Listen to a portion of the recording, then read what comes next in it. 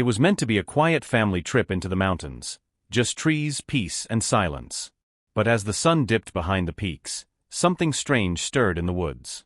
At first, they heard heavy thudding, footsteps too large to be human. Then claw marks appeared outside their cabin. Deep, fresh, and terrifying. And then they saw it. A giant bear, not just big, but monstrous. Towering, silent, and focused. Without a sound, it charged. Emily screamed. Her father hit the gas. The bear chased them for miles, crashing through trees, over fences, across broken bridges. But why? It didn't growl. It didn't attack. Was it angry, or warning them? What happened next, at the edge of an abandoned railway tunnel, changed everything. Because sometimes, the wild doesn't want to harm you. Sometimes, it comes to save you. The tires crackled over loose gravel as the Miller family's silver SUV wound its way up the narrow mountain road. Pines stood like sentinels on either side, their shadows stretching long across the windshield. "Are we almost there?" Emily asked from the back seat, arms crossed, earbuds halfway in. She was 16, old enough to roll her eyes at anything that didn't involve Wi-Fi. Her father, Dan, glanced at the GPS, though it had lost signal 10 minutes ago. "Yup. Just a few more turns. This is the spot your mom picked. No cell towers, no noise, just nature." Emily sighed. Great. A weekend with trees. Her mother, Laura, smiled patiently. "You'll like it. You loved camping when you were little." "That was before I learned what mosquitoes are." They laughed softly, the tension easing, just a little, as the cabin came into view. It was older than the photos suggested. Moss crept up its wooden steps. The chimney leaned like it hadn't smoked in years. Still, it stood proud beneath the open sky, surrounded by tall grass and silence. Dan parked and stepped out. The air was clean, painfully so. No car fumes. No city hum. Just wind and pine and something else. Something heavy. Inside, the cabin was rustic but cozy. Worn leather couches. A stone fireplace. A dusty bookshelf with titles that hadn't been touched in decades. While Laura unpacked, Dan explored the back of the property. Emily wandered toward a hilltop clearing with her camera. She had a passion for wildlife photography. She crouched, framing a shot of a hawk circling overhead, when a soft rustle made her freeze. She turned. Nothing. Just forest. Deep and unmoving. That night, after hot soup and card games, a knock came at the door. It wasn't a visitor, just the wind slapping a loose shutter. But Laura tensed anyway. "Maybe we should have told someone we were coming this far up," she muttered. Dan nodded slowly. "We're fine. Just the mountains doing their thing." But before heading to bed, he stepped outside, just to check. That's when he saw them. Claw marks. 4 of them. Deep, jagged, and fresh, carved into the cabin support beam just below the porch. As wide as his hand. Too wide. A bear, maybe? He hoped so. From the woods, the darkness answered with silence. And far off, just barely audible over the wind, something breathed. The sun rose late behind the mountains, casting a slow golden light across the treetops. A thin veil of mist hovered above the clearing, curling through the grass like it was trying to hide something. Dan stepped onto the porch with a steaming mug of coffee. He hadn't mentioned the claw marks to Laura or Emily. Not yet. No need to scare them. Maybe it was just an old mark he hadn't noticed. But he kept scanning the tree line anyway. Inside, Laura tidied up breakfast dishes while Emily wandered toward the SUV with her camera slung across her chest. Despite her initial complaints, something about the stillness had begun to tug at her curiosity. She leaned on the hood of the car and zoomed in on a wild deer grazing near the creek. Snap. Snap. A few good shots. She knelt lower for a better angle, when something shifted behind the deer. A flicker of black. Then gone. She blinked and stood up. The deer had frozen too, its ears stiff and body alert. The woods grew quiet. Too quiet. Then, just for a second, Emily saw it. A shape, hulking, towering, moved between 2 trees. Not walking. Gliding. Fast. Silent. She gasped and fumbled for her camera, but when she lifted it again, there was nothing. Just trees. Just shadows. Back inside, she burst through the cabin door. Dad. I just saw something. It was huge, bigger than anything I've ever. Dan raised a hand calmly. It's probably just a moose or a large bear. Emily frowned. No. This wasn't normal. It was different. The way it moved. It didn't feel right. Laura glanced between them. You think it's the same thing that left the marks? Dan stiffened. You saw claw marks? Emily snapped. Dan hesitated. I didn't want to worry you. But yes. Last night. Big ones. Bigger than I've seen before. They all stepped outside together. Emily led them toward the area near the SUV. And there it was, another set of claw marks. These were different. Not just scratches on wood. These were on metal. The side panel of the car had 4 deep gouges, long and deliberate, as if something had run a paw across it while sniffing. No animal should be able to scratch that deep into metal. Laura backed away slowly, eyes wide. This isn't right, she whispered. Dan tried to stay calm. Okay, let's not panic. We'll pack up after lunch and head down early. Emily looked back at the forest, heart still racing. It was watching me. I know it was. Later that afternoon, they loaded the car. No one said much. The laughter from the first night was gone. As they shut the trunk, a sound echoed through the valley. Low. Long. Not a growl, more like a roar, but deeper. Ancient. It didn't sound like fear. It sounded like a warning. The birds stopped chirping. The wind died. They all stood still. And from the ridge above the clearing, something moved again. This time they all saw it. A silhouette, towering and broad, stepped behind a cluster of trees and disappeared again. It hadn't run. It had waited for them to see. Dan didn't wait to ask questions. Everyone in the car. Now. Laura grabbed Emily's hand and yanked open the back door. The SUV's engine roared to life as Dan floored the pedal, gravel spitting out from beneath the tires. They shot down the winding forest road, fast, too fast, but Dan couldn't shake the image in his rearview mirror. That thing on the ridge, it had looked straight at them. It hadn't blinked. It hadn't flinched. It had waited. Emily twisted in her seat, camera still clutched in her lap. Dad, it's following us. Dan didn't want to look. But he had to. In the mirror, branches snapped, bushes bent, and then, bursting through the undergrowth, the bear emerged. Massive. Black. Muscles rippling beneath its coat, its snout wide and eyes burning. But it wasn't just size. It was speed. And intelligence. It didn't roar or stumble or stop. It charged, straight down the road after them. Laura gasped, it's not giving up. Emily turned, fumbling with her camera. She caught 3 shaky shots through the rear window, blurry but unmistakable. No ordinary bear. Dan swerved around a bend, nearly tipping the SUV on 2 wheels. Dad. Emily yelled. I see it, he barked. Hold on. They barreled over a narrow wooden bridge. The tires bounced over rotting boards, and for a second, the car nearly fishtailed. The bear was still behind them, gaining. Its paws pounded like thunder. 10 feet. 6. 4. It was nearly at the bumper. Then. Emily shook her head. No.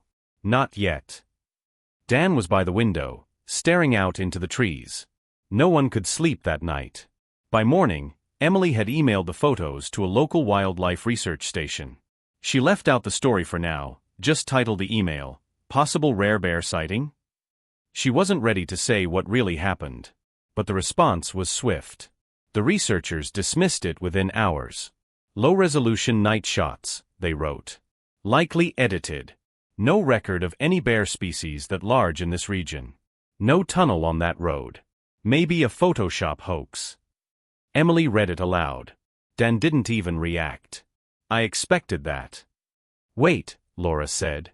They said there's no tunnel? Emily nodded. That's what I don't get.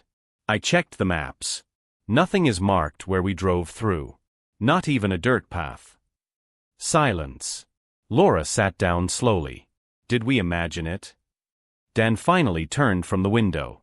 No, we didn't. He opened his hand. Inside was a thick tuft of dark fur. Coarse. Real. Smelled like earth and smoke. He had pulled it from the front grill when they stopped. Emily took it gently. This proves something was real. But that's all it proved. The story couldn't be told. Not fully. Not yet. Because sometimes, the truth doesn't matter, not to the world at least. But to those who lived it, it matters deeply. Emily sat in her room back home, staring at her computer screen. She'd started writing. Not for a blog or news site, just for herself. The file was titled, "The Day the Bear Saved Us." She described the look in the bear's eyes. The way it roared not with rage, but warning. The moment she realized it wasn't the monster. It was the shield. She paused her writing and looked to the side, where one of the printed photos sat in a frame on her desk. It was the clearest shot she had. The bear mid-run, mouth open, eyes locked with hers through the back window. It looked wild. But not cruel. Emily whispered, "You weren't chasing us. You were trying to lead us away." The photo seemed to answer back in silence. Dan returned to the area. Alone. He searched for the tunnel, walking for hours. He found the creek where the bridge had broken. The broken planks were gone. But no tunnel. No tracks. Nothing. Only bear prints, deep in the mud, leading away into the woods. He knelt down, resting a hand on one of them. It was larger than any normal bear's. Deeper. Stronger. But what struck him most? There was a second set of prints beside it. Smaller. Human-like. Almost unnatural. He didn't tell anyone. Just stood, looked around the empty woods, and softly said, "Thank you." Then he turned, and walked away. Seasons changed. Snow fell and melted. The lodge closed for winter. Visitors stopped coming. But deep in those woods, something remained. Something watching. Something waiting. Back home, Emily submitted her story, not to the news, not even to wildlife authorities. She submitted it to a small storytelling magazine under a pseudonym. No one believed it was true. They called it a clever piece of fiction. She didn't argue. Some truths are meant for hearts, not headlines. Laura returned to the mountain, this time with a group of researchers, hikers, and her young nephew. She wasn't sure what she hoped to find. Closure? Evidence? But what she found was a single moment, just one. As they stood on the ridge near where the car had once spun out of control, her nephew tugged on her jacket. "Aunt Laura," he whispered, pointing down the hill. There, between the trees, stood the bear. The same bear. Scarred. Powerful. Watching from a distance. Unmoving. Unthreatening. Laura blinked, her breath caught in her throat. And then, it nodded. Just once. And disappeared behind the trees. She didn't chase it. She didn't take a photo. Some moments are meant to live, not be captured. Dan had made a quiet habit of visiting the edge of the forest each week. He never brought a camera. He never told Emily. Just sat on the same rock by the old ranger station and watched the trees. Some days, nothing happened. But once, just as the sun dipped below the ridge, he heard it. A low growl, not a threat. A greeting. He stood, turned toward the sound, and smiled. They hadn't imagined it. They hadn't exaggerated it. They had witnessed something ancient.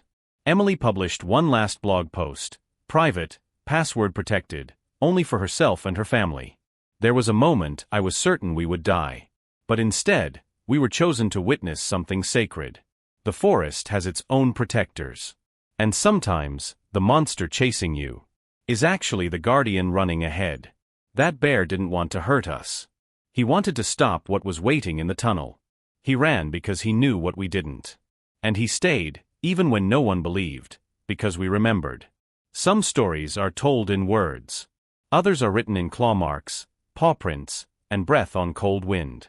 I will never forget. And I believe the forest won't either." On a quiet spring evening, back where the forest begins to thicken, a ranger found something odd. A crude carving in a tree trunk. Fresh. 3 lines. A large paw print. A tunnel. And a small car. Below it, in strange curved symbols, one word had been scraped in deep. Safe. The ranger frowned. He took a photo. But when he returned the next day, it was gone. Tree bark healed. No markings. But the memory remained. Because the forest never forgets those who protect it. And those it chooses to protect.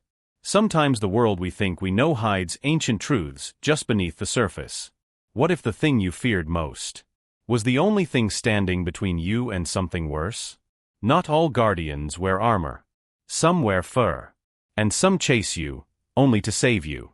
Remember this next time you find yourself on a lonely road, with shadows behind you, and a deep growl in the distance. It may not be a warning. It might just be the forest trying to keep you safe. A loud crack. The bridge groaned. The bear lunged just as the last few boards behind the car gave way. Wood splintered and collapsed beneath its weight. And it fell. They heard the crash. The splash. The echoing roar that faded behind them. Silence. Dan slowed the car just enough to breathe. His hands were shaking. Emily looked back. Nothing in sight.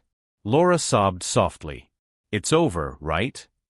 But Dan's eyes narrowed. No, he said quietly. That thing.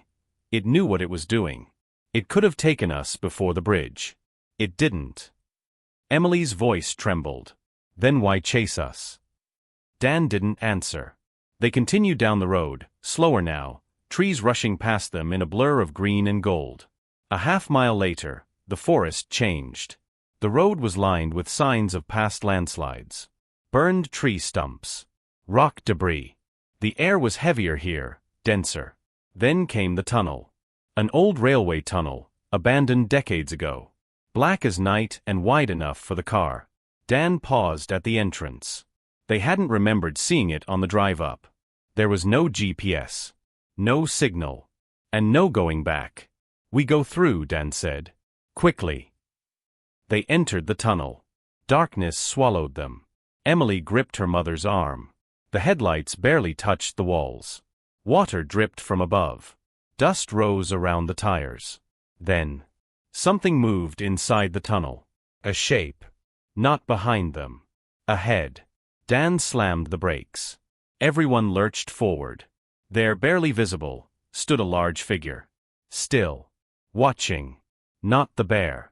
Something else. Then a sound behind them. Another growl. The bear. It had circled around. Somehow. Emily screamed. It trapped us.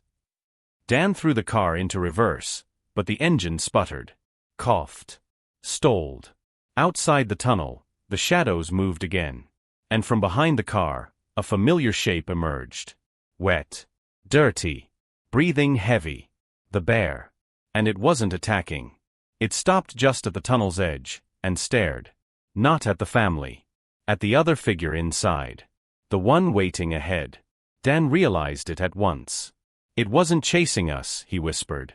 Emily's eyes widened. It was protecting us. The tunnel was deathly silent. Dan's knuckles were white on the steering wheel. The engine sat dead, unresponsive, as if even the machine was too afraid to go forward. Emily leaned forward, staring through the windshield. Her mouth parted, breath fogging the glass. What is that? Ahead, the figure shifted slightly. Its outline became clearer now, not a bear, not a man. Somewhere in between. Long limbs, too thin. Eyes that caught the headlights and reflected them like burning coals. A deep inhuman clicking echoed off the tunnel walls. It wasn't breathing. It was listening. Laura whispered, "That's not an animal."